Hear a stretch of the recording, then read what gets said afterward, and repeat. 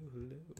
And we are live. Hello everyone and welcome to the channel. We are the Hologrumps. I'm Liam. And I'm Colum. We're live. And you have tuned in for our first inaugural live stream. Sorry, it's my iPad. Well, so we're here today to talk to you about the episode of Star Trek Picard, episode 4, titled... Uh-oh. Oh dear, I've actually forgotten it. Candor. It was titled Candor, and it was written and directed by it was written by Michael Chabon. Directed by Jonathan Frakes. Yeah, stalwart member of Star Trek. Yeah, but it wasn't exactly the best episode for him to show off his skills.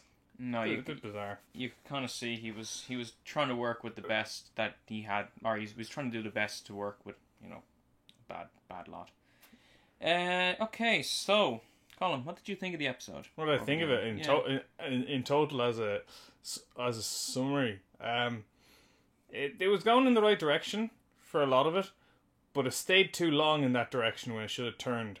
It was like they thought people really want to see a lot of talking.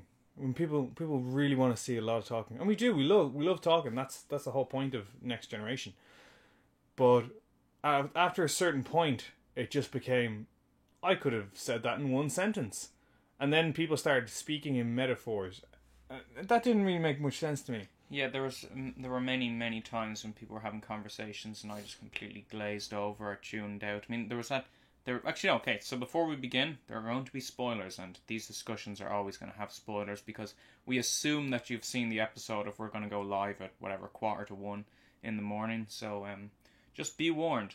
But yeah, so like there were, of course, the scene where they're ice skating and then they're having that conversation, and I was like, what is going on? Well, let's not get to that scene yet. What is going on? Okay. Oh no, let's start at the start. Right, so 14 years ago. 14 years ago, this is our cold open, and we start off on the planet of Vashti in the Beta Quadrant, a Romulan planet.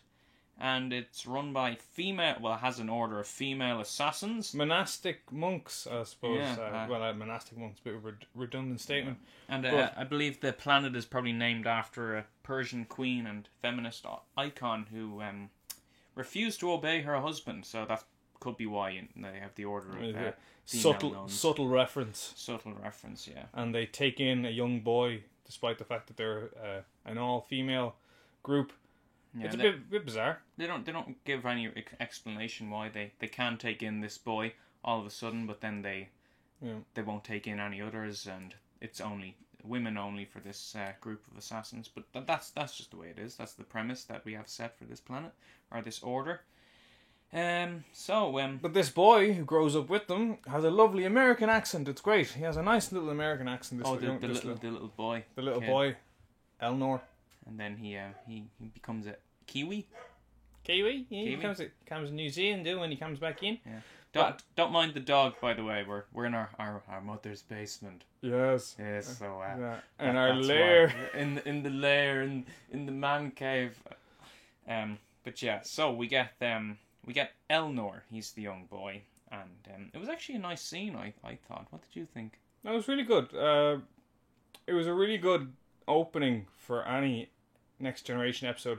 It was a bit formulaic in the fact that it was again 14 years ago. Here's another thing that happened 14 years ago, and another thing that happened 14 years ago. Remember all these things that happened? And they kind of happen out of sync, because in this episode it was before the Synth attack, but then it happened during the Synth attack, and then the episode before that it happened after the Synth attack, and Picard had just retired from Starfleet. So. I suppose the past is mutable, so they just move it around as much as they want. Yeah, like we're not stuck with what's going on. They can just jump back and forth, whatever they deem is relevant for the plot. So obviously, if we're going to jump back to this planet, we know it's going to be important later on in the episode. But jumping forward after the credits, it is after the credits, isn't it? Yeah, because what do we get to see in that scene? Oh, Picard gives Elnor a book of the Three Musketeers. So we get the idea that sword fighting and fencing and stuff is important for these people. Yeah, but it seems like Picard just gives... They're really laying on the whole book thing in this series. Like, everyone's reading paper books. Is it Rios? Rios, yeah. is reading a paper book when we tune back in. How quaint to be using paper in this day and age. Yeah, I suppose I'm surprised people aren't all listening to Audible, you know? Like, why would you listen or read a book? When I'm sure surely they have really, really good Audible that you can hear in any language, or any person read it, like, because of the holograms that they have. Yeah, you could get anyone to read it. It'd be great. You could get Jean-Luc Picard reading it. Yeah, yeah. But one thing that's really still annoying me, and it's jumping ahead a little bit, is the fact that they keep calling him JL. And it's really bothering me. It's like someone named John being called Jimmy. It doesn't really jive that well with me. And it doesn't make sense that it's a nickname, I know, but like there's a certain chain of command and respect that should come with being an admiral. And being called JL, even if you're retired, is a bit excessive. Unless she's trying to get on his nerves and be like, oh, JL, but then she called him JL, but before he retired, so I don't think that's very relevant. Now, that would have been a decent way to actually bring that in, the whole JL thing, like as soon as he retires, that she kind of picks and I'm calling him JL, because there's pissed. No rank anymore. Yeah, there's no rank, and she's just annoyed at him so much. And it's like, oh, Admiral, that's okay, or whatever. Admiral, we have to do what we can to save the Romulans. Oh no, the CNC wants me. Oh, thanks, JL. Screw you. You just got my ass fired. You know. Yeah. Then that's when it could have really come out. Oh, we have our first comment. Yeah. Hello, Cole Koala, is it? Yeah. Welcome to the chat. Hope you enjoy what you see here. So, next we move on to the opening. So this is after the cold open, after we get our 19 producer intro. Is this Jurati talking to Rios? I can't remember. Yeah, Jurati meets Rios. That all blurs together for me, to be honest. At some point, He's talking about how death defines us, or the consciousness of death, which, you know, because obviously we know Picard is now terminal, so he is probably dying. We're all dying. Yeah, but his death is coming sooner rather than late. So then we get to the holodeck and we meet our hospitality hologram, which doesn't have a really annoying accent. Yeah, which is nice. It's a relief, actually. It's emergency hospitality hologram, the EHH. Yeah, why not? Well, I suppose you don't have to put emergency in front of it. There's no point where you like, it's not as if they had a queen coming and they had to... How do they computer activate the EHH, the HH, the HH, the yeah, computer, if the EHH computer activate the But the thing I noticed about this, Picard from the episode Family, obviously we find out he never really thought of the vineyard as home, or he never really settled in. Of course, it was where he was from, but it was never really somewhere he wanted to return to. So he has a holodeck on board this ship where he can have anywhere he wants to be. And you'd imagine it'd be something like the Enterprise D Ready Room, or even the Stargazer, or something like that. They just remade his home. But that's another issue I have. First of all, how did Rios know exactly what his home looked like down to the minute details? Does it have the guns underneath the table as well? And secondly, why not just be the bridge of the Enterprise or something? They couldn't get the license for it. They couldn't merchandise Picard sitting in the Enterprise D at the desk of the Enterprise D. I mean, they couldn't sell a box set or anything like, buy Picard sitting on in the Enterprise D, but it's new Picard, because then they wouldn't make money off it. So they're like, buy old man Picard sitting in his country lodge and his country Chateau Picard. Yeah. Oh, that's like the hologram.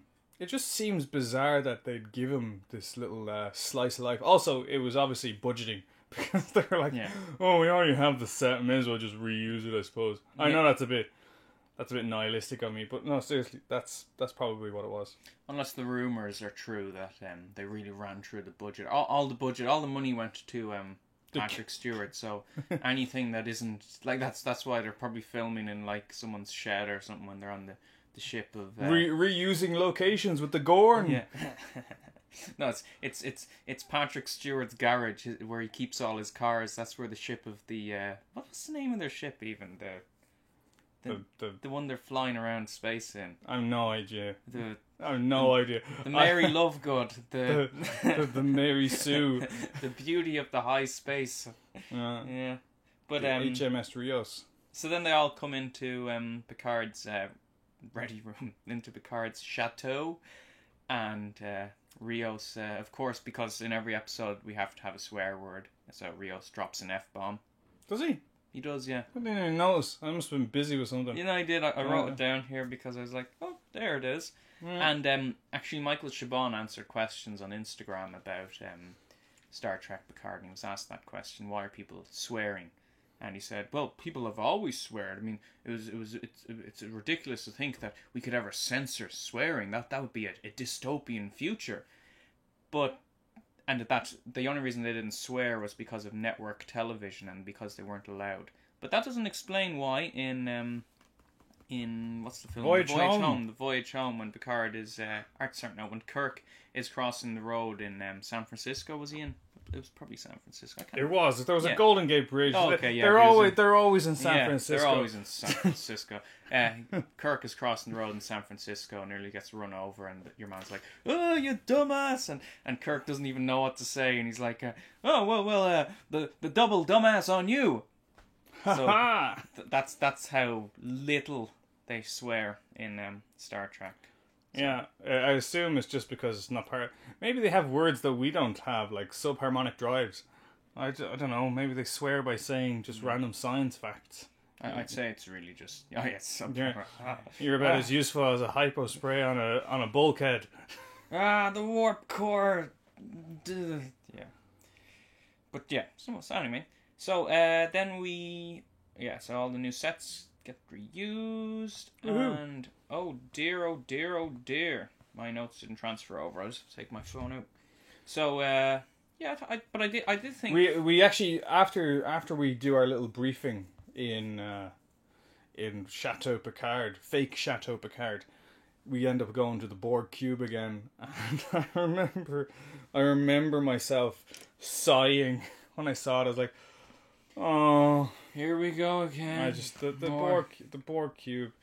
I've lost all interest in it, and it only happens for a very for just a second, because you're just getting shown Soji watching a video of Ramda talking about the destroyer and how the destroyer is coming, and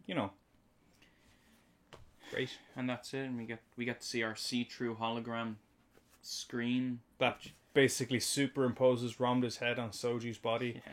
And it's meant to be really artistic and cool, but nobody wants to look at that. They're like having ghosts around all the time. Like me sitting here, and it's like like the Wizard of Oz type thing, floating head sitting there, and it's like, oh, this is a bit disconcerting. Just give me a screen here. It's very kind of difficult to focus on a floating head that's kind of see through. But anyway, so that's all that happens there. Then we go back to the ship, and they're trying to get through the shields.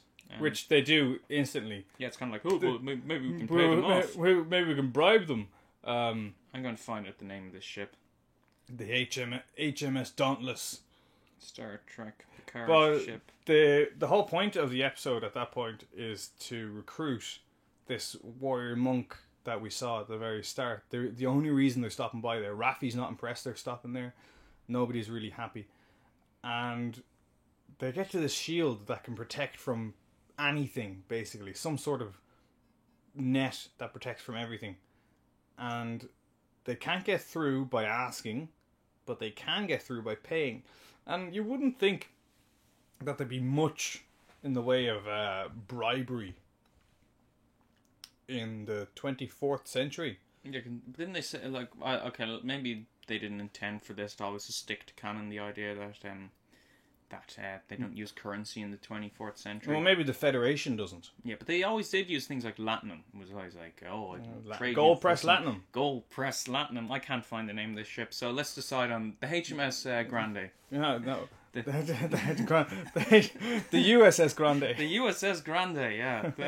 Muy bueno. That's not even slightly racist.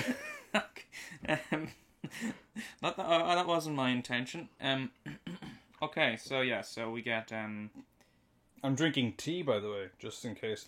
It's delicious tea Yes. Yes. Yeah. So they beam down to Vashti, and I don't know if anyone else thought that the big tree there. If anyone's been to Animal Kingdom in Orlando, it looks like the big giant tree that you see when you enter into the theme park. So maybe they got cheap on budgeting and just kind of Shot that. they went to Animal Kingdom. It was like Picard's day out with the family, and they just kind of just put that jacket. But it's on a good Patrick it's a Stewart. good thing that they kept that Old West set from the Next Generation, because they used it again in this.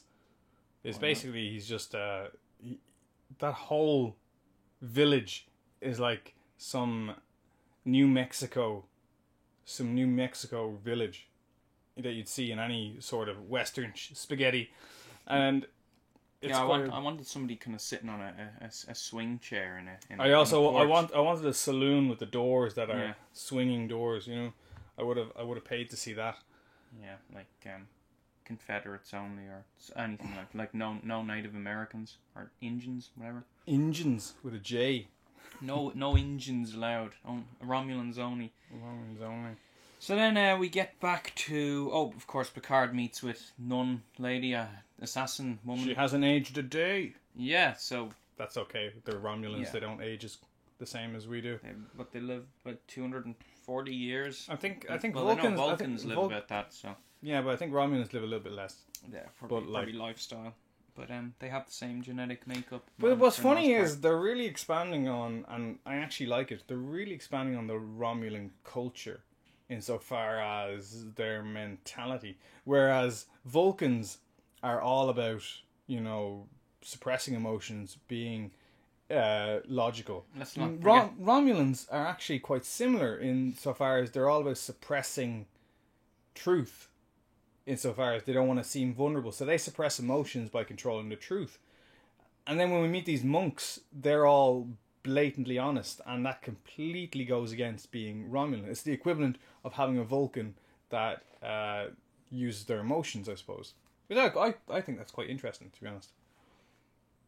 Yeah, and we have in the comics, Picard had a little moment of racism, casual racism to Zhaban, when Zhaban tries to backstab him at the end and try to blow up the USS Verity, and Picard says to him, "You gained my friendship only to turn on me," and he's like, "That's how very Romulan of you," which I thought was a nice bit of casual racism from Picard, which is again what you're coming back on. It's their culture to be deceptive. Yeah, Or at and least that's what the show is trying to establish. they actually expect each other to be deceptive as well, which from the outside seems odd, but from the inside, I suppose that's okay.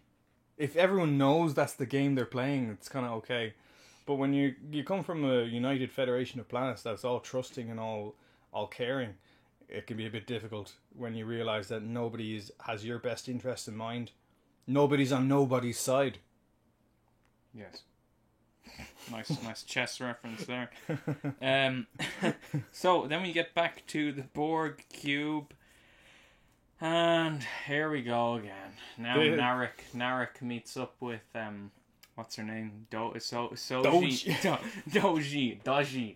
She meets Doji. Look, what I can't understand about all of the Borg scenes, and it's actually every single one of them, is why are they constantly is there like a noise curfew there? It's perfectly normal for people to have conversations. No, it's not. No, it's not. It's not even slightly normal. It's just jarring. Whispering. It just hurts. Is it really echoey in Borg cubes? Does it travel like 4 miles down the Borg cube to the next room? I don't know. But what they're talking about is also just nonsensical as well.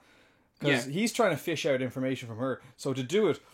Oh no, let's not forget the great dialogue that we have whenever No. Soji and Narek come on screen. There's such great things like Ramda, she didn't like what she saw. Narek, I see you. That's what it's like. I see you. I see you. I said, what is this? What are we looking at here? What? Who wrote?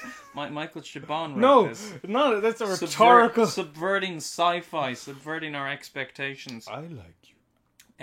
There It was like listening to the conversations of teenagers, like, who have found their first love. You know, I like you. I'm in love with you. But Narek, do you see me? Yes, course Soji, I can see you. Of course I bloody see you. I see you, of course. Yes. The thing... We have to do an ancient Borg ritual. The thing I noticed about this entire scene, they played this ridiculous uplifting music, something like that, and it was like, for people that are having this problem of tuning out and just getting bored and wandering off for all of Narek and Soji's scenes, they're like, well, it's okay now, you can listen to this music, and all the people that care can listen to the conversations between Narek and Soji. I'm just wondering, the thought process for Frakes. Was he like, this is all terrible.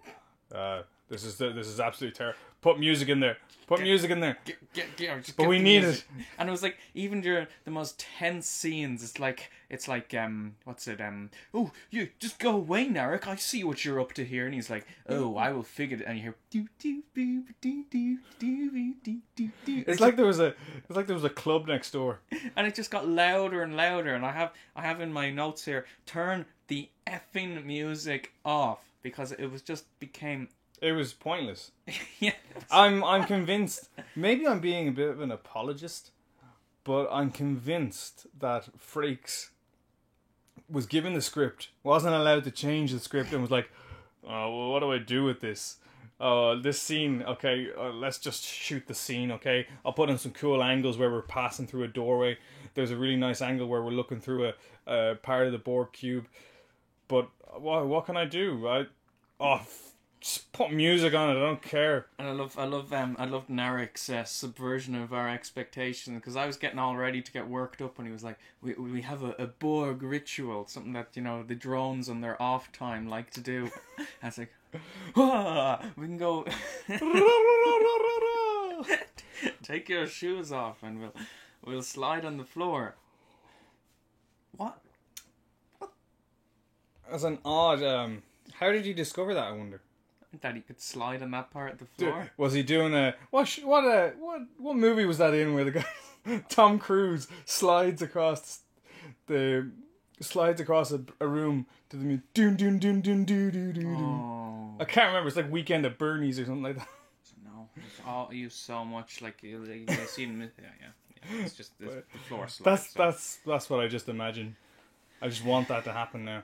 But they get this really uncomfortable scene where they're just looking at each other, and he accuses her of lying about being on a ship, and she gets really upset because he's right. You go ahead. I'm just getting. I can't think with that music, and I couldn't think when I was watching with that music. It just didn't make sense. I was flabbergasted by it all. But that feels like what the whole show is pretty much just about. It's just people standing around talking about stuff. But we finally get a bit of action very soon, don't we? I don't know how. Yeah, I suppose so. But I feel like all this talking isn't going to pay off. But that's just what I'm saying. Well, it was never going to pay off because they're bad actors. Yes. Prove me wrong. Yeah. Yes. Send us reasons why these people are good actors. Because if you can, with all your years of experience, muster up a whisper, and that's all, then you're disappointing your audience. Although I do kind of enjoy Rios. I like everyone on the ship except for Raffi. Raffi's just a bit. That's because she calls him JL. Yeah, that upsets me to no end.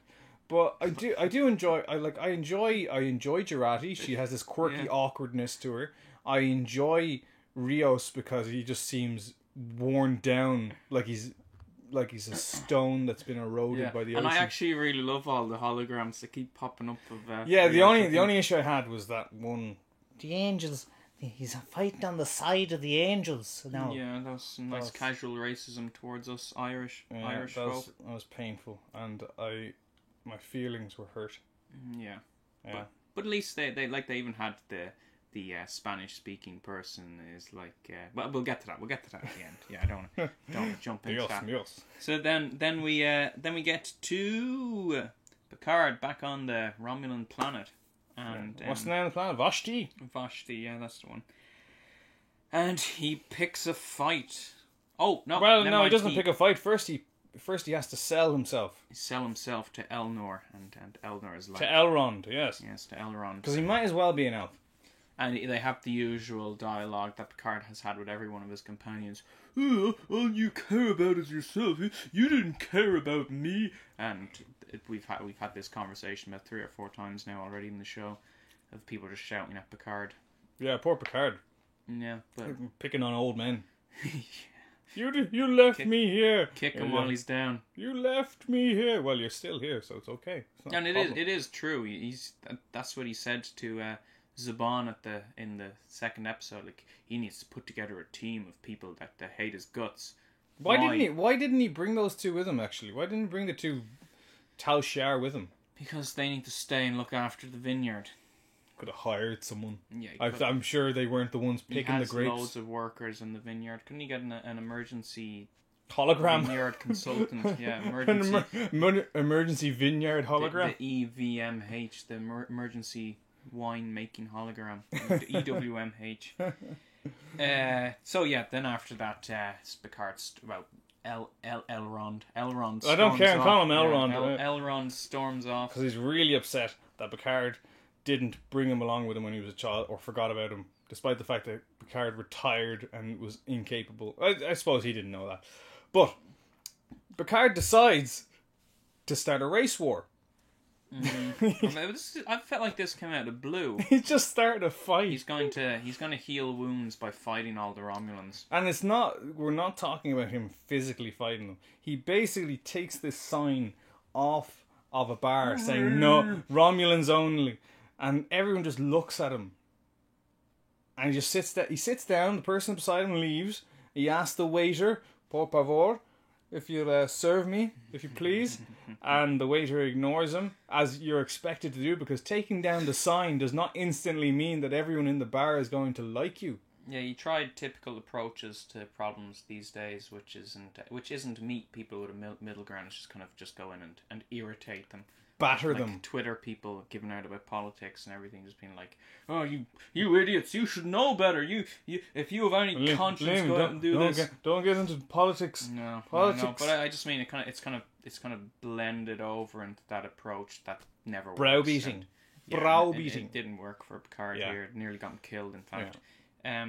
So yeah, people turn on Picard, of course, and then this Romulan senator approaches Picard, and he has a very, very strong accent, which kind of took me out of it. I was like, a strong American accent. I don't want to say the exact accent that he had, but was it kind of a South African accent, or? I didn't hear that. The I didn't pick up on that. Well, actually, no, I genuinely didn't. I was too busy looking at his belly. I'm not joking. Was he the guy from Game of Thrones? Remember the richest man in Karth? That's what his voice sounded like. I have been progressively blocking out Game of Thrones, and I'm back to season 3 at the moment, so I don't know. Yeah. But my point is, this Romulan senator, or former senator, picks a fight. He challenges Picard to a duel.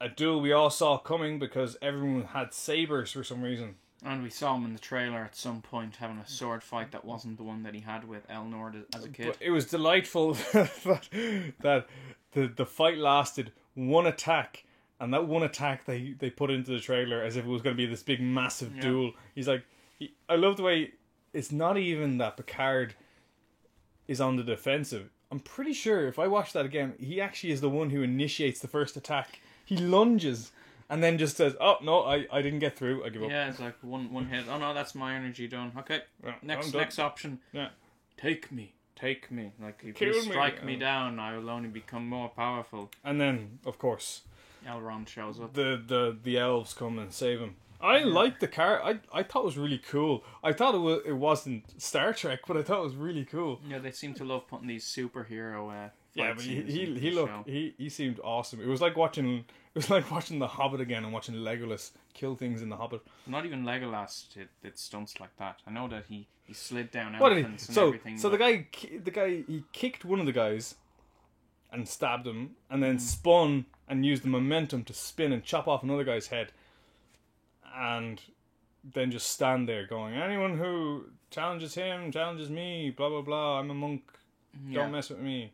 And then he gave his what would you call it? Picard gave his speech to the Romulans about it. We tried to help you. I have failed you, Anakin. Yeah. Please forgive me. And I was too distracted to even pay attention to what he said because I was just writing down, superhero saves the day. But it's true, though. Yeah, because it was kind of a superhero. To be honest, as long as... But no, they did say, they keep on saying over and over and over that they're trying to model this after the Marvel Cinematic Universe and how it's expanded. And they keep saying, we're trying to make Star Trek into the next Marvel Universe. So, what did they have? The issue I have with that, okay, right, we're at a kind of a tipping point with Star Trek, because it was all well and good being in the original series where you could define what the technology is, and you could define exactly when the technology was placed. You jump forward 100 years to the next generation. I think it is 100 years. I'm pretty sure. Yeah, the original. Yeah. You jump forward 100 years to the next generation, and you see that technology actually hasn't progressed a huge amount. But what they've done in the last 14 years of technology in Star Trek has been, to be honest, incredible, to the point where it's difficult to make a series around it when everything's just so easy to do. You know? I mean, you look at Discovery. I don't want to talk about Discovery, but you look at Discovery and the technology that they had there.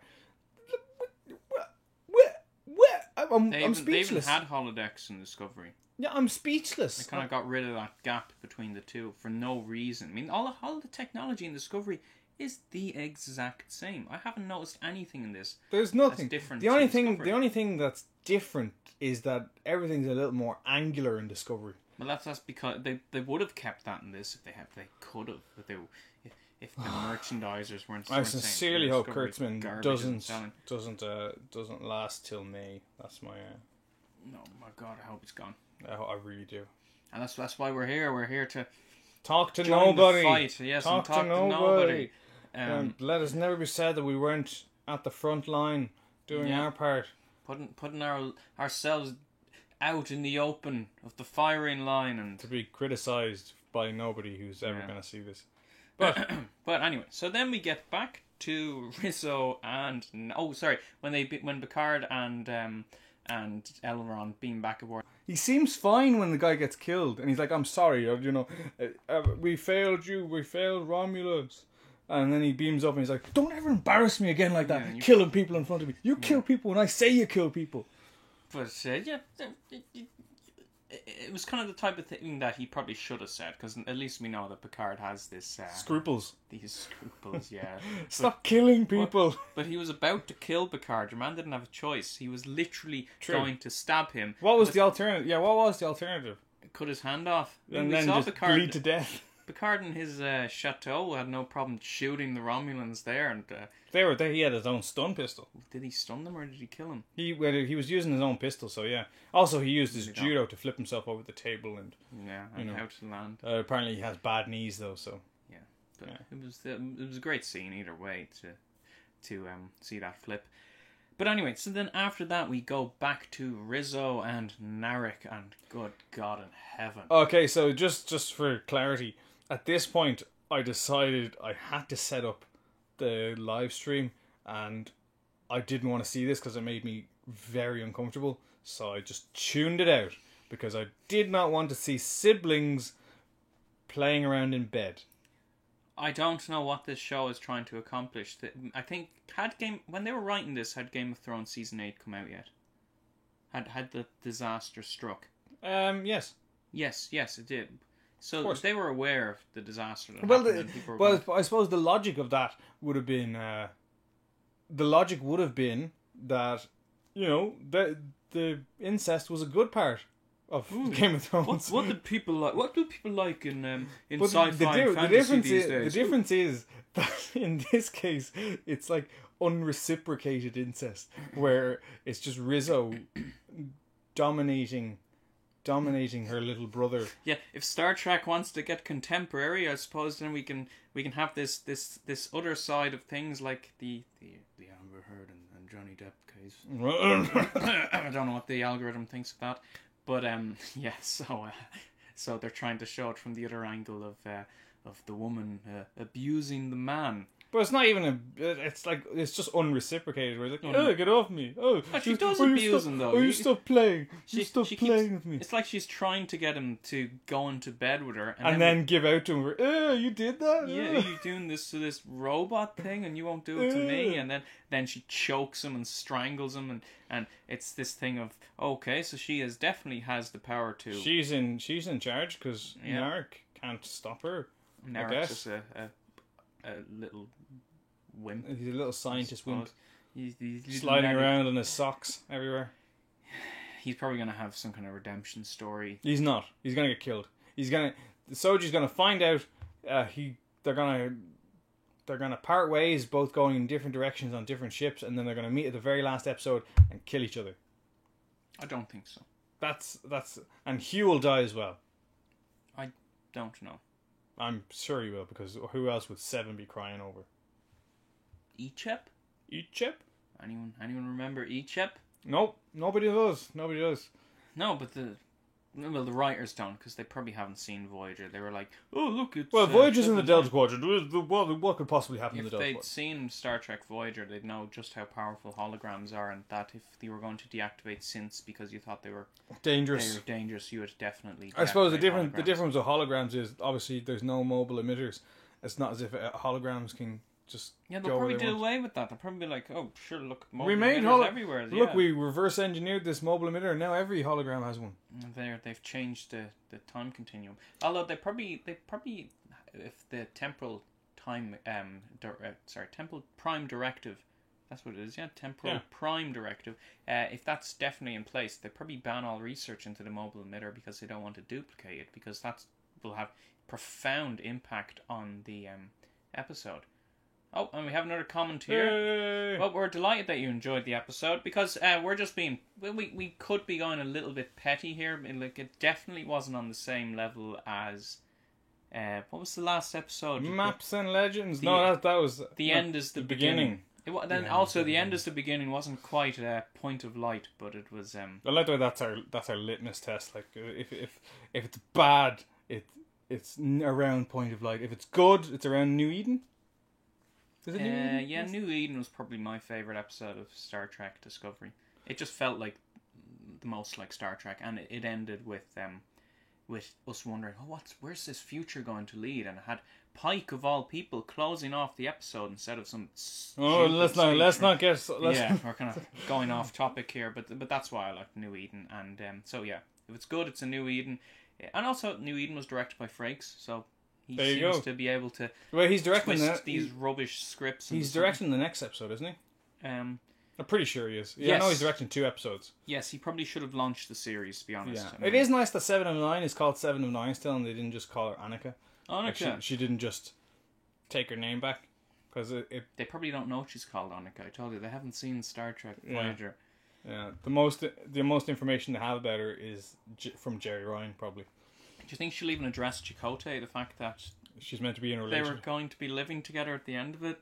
Nope. And that he says, wherever we end up, I want to make sure it's in transporter range of you. Nope. In Endgame. Nope, never happened. And yeah, so they don't even need to copy the Marvel formula, because they already have the Star Trek formula. Yeah, I mean, and Marvel copied them. I mean, we have Endgame of Voyager talking about time travel, and then we have Endgame of Marvel, which is again time travel. Time travel. It's a great little MacGuffin, because nobody knows how time travel works because it's fake. So you can just go, oh well, this is time travel. We just erased everything. We didn't create an alternate timeline. No, that's only Back to the Future that does that. I love when shows just avoid time travel altogether, because and vehemently avoid it, as in we can't do it. No, we can't. Don't do time travel. There's a few shows that do that. They just refuse to go near time travel. Doctor Who's one. What are you talking about? I had to think there for a second. Like, what are you talking? Yeah. And as long as what I really hope is that they don't bring it into Star Wars, because we've kind of got a new love for the Star Wars franchise again, thanks to this one show. But there seems to be a lot of problems with the Obi-Wan Kenobi show at the moment, so we'll see what happens. But as long as we have this one thing, our new hope, our new hope. So yeah, so at the end we get the fight with the stolen warbird, and that's when It is. Hang on, it is nice that they used old assets. That looks exactly like the old warbirds used to look. It's updated for modern CGI, but it looks exactly like it. I was expecting like a Datarex class warbird, like the big ones with the, and I was like, Viridian they'll warbird, never yeah. take that out. But they use one of the tiny ones, the flat ones. Like I still would have loved to see like a Viridian warbird as decloaked off our starboard bow, and it's just the old stock footage of the old Romulan warbird. I would have loved that. It would have been a bit distracting maybe, but fortunately that didn't happen. But we did get a nice little space scene, and at this point I was too busy setting up the channel. Yeah, but I noticed that Rios activated the MTH. The Mexican tactical hologram. It's kind of, I don't know what stereotype they were going for. A lazy Mexican. No, I think it was a hungover Mexican. Yeah. He seemed more hungover than anything. But I found it hilarious. I was just laughing my head off the whole time. Why are all these holograms caricatures? I don't know. Why can't they be grounded like normal people? Or is it easier to program holograms as caricatures because they don't understand the nuances of emotion? Maybe that's it. It's easy to just go hungover, racist Irish. But he always they seem to have a want and will to live, just like obviously we saw the Doctor's development. But that obviously only takes place after a certain amount of time. Yeah, but he always just deactivates them. Like he seems to have these sentient holograms that are annoyed whenever he's like, oh, deactivate whatever MH or I hate that the hospitality hologram. Why do you have it then? Yeah, why'd you have it? Just delete it. I mean, I suppose it means he doesn't have to have a crew, doesn't it? Yeah. Why doesn't he have them activate all the time? Can it only be one at a time? I don't know. Maybe they are actually really difficult because the difference between a hologram on a holodeck is it only has there's limitations to its intelligence, as in it is contained within the situation. But where the thing of the Doctor had the ability to learn new things, to store new things. Takes up a lot of computer storage. As we saw in loads of episodes of Voyager, where he learned too much. Yeah. But okay, so then at the end of that, they destroy the ship, but just before they do, they beam the pilot aboard. I don't know why they're like, oh, he's beaming aboard. I mean, that 7 of 9 have some kind of device on her that made her biosigns read as a male Romulan or something like that. I don't know. Maybe they just don't have the good enough sensors on his ship on the HMS Grande. Yeah, maybe not. No. And then I feel like they had this thing at the end. Is like, and guys, whatever you thought of the episode, here's 7 of 9. What are you doing out here? You owe me a ship. And we get not 7. We get 6 of 9, or we get Jerry Ryan of 9. Jerry 7 of Ryan. Seven of Ryan. That's 7 of Ryan. That's who we get because they, like I said, that they haven't seen Voyager, and they just said, yeah, just be a swab. Do whatever. Sass. What do you want to do? Sass. I want to be sassy because we don't have enough sassy characters in new Star Trek. Yeah, sure. Well, just do it. Yeah, come on. People are gonna love. People don't want to see all 7 of 9. Yeah. I think at least no. In fairness, though, she does have to have a character growth, and we don't know how much character growth. Yeah, but her accent. True. Taking up all these mannerisms, colloquialisms. Hugh didn't change all. Well, is obviously he looks human with like Borg implants, but he still kind of walks like a Borg, and he's still very wooden. But maybe he's a bad actor. He's been severed from the collective for longer than 7 of 9 was severed from the collective, and he's had. God, well, I don't know. We don't know what experience he's had. He didn't have the experience of being in the Delta Quadrant. He didn't have Chakotay to warm his bed. And didn't get dating classes off the Doctor. Yeah. And didn't sing songs. Oh, absolutely. You are my sunshine. Oh, God, no. Copyright infringement. That's the end of our live stream. Yeah, so let us know in the comments what you think of this episode, because we'll be waiting a long time for these comments to string and roll in and see what you all thought. Oh, yes. All of you just So don't all comment at once. If you do actually like what you saw, do subscribe. We really enjoy waking up in the morning and seeing that we have one extra subscriber.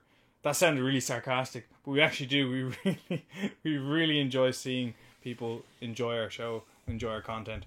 So, and before we finish up, we're gonna state this in every live stream.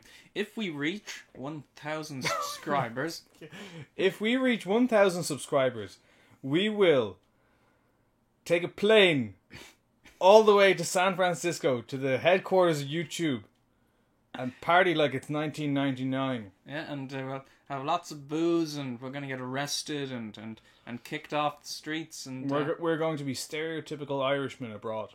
Yeah, but only if we reach 1,000 subscribers. Yeah, so let's see them subscribers come rolling in. If you want to see two Irish blokes get arrested in America, arrested on the streets of San Francisco. Yeah, I'd do it. Yeah, yeah. God, that'll be pretty intense. You know, running from the law in a country that I've only been to once. Run across the state lines. State lines. Okay, so that was our review of Star Trek Picard episode Candor number 4, directed by Jonathan Frakes. Woo. So, like I said, if you like what you see here, make sure to hit that like and subscribe button and share the video. Of course, it's going to disappear now, so you're probably a little late to share the video. But for the holograms, I've been Liam. And I'm Colum. Take care. Bye-bye.